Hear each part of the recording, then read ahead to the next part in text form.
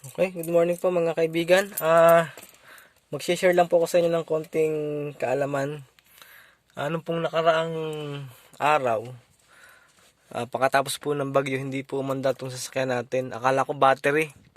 Buti hindi ako nakabili ng battery. Ang binili ko muna, voltmeter. Inano ko sa battery, okay naman yung battery. Ang karga niya 12.6. Buti hindi ako bumili ng battery. Ngayon, ayaw niya umandar. Kahit isusi ko na, umiilaw lang siya. Pero pag in-start mo siya, wala kang marinig na tunog, namamatay lang yung ilaw dito. Nagbi-blink lang siya, namamatay. Hindi naman natin maitulak kasi matik. Kaya dito ko nakita na ang kahalagahan nito. Yan. Yung mga sasakyan po natin mayroong ganito. Kapag po hindi natin mabuhay ang makina, tas nakapark yan, hindi natin magagalaw po yan, no? Hindi natin magagalaw. Kaya mahalaga po ito. Kaya pala siya mayroong ganito, ayan, no? Mapasin mayroon siyang suksukan. Diyan pala nilalagay yan. Ididiin yan. Pag diniin natin yan, mapipindot mo na to. Maililipat mo na yung maililipat mo na yung shift. Iaano mo na siya. Gawin natin. Didiin. Yun, nailipat na siya. Dahil dito. Kaya mahalaga po pala to.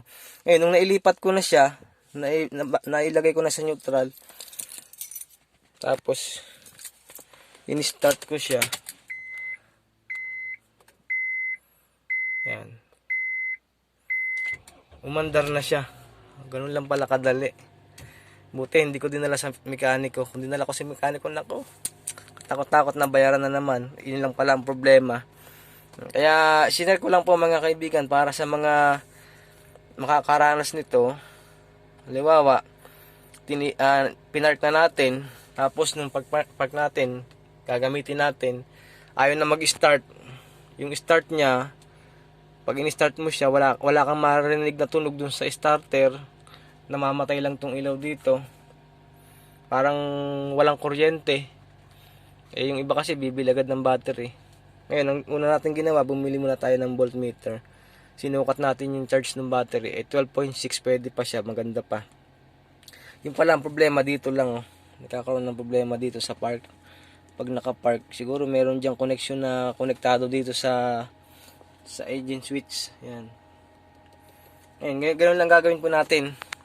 Itutusok natin to. Tapos, itong ilagay natin sa neutral. Itong shifter. Yan, ilagay natin sa neutral.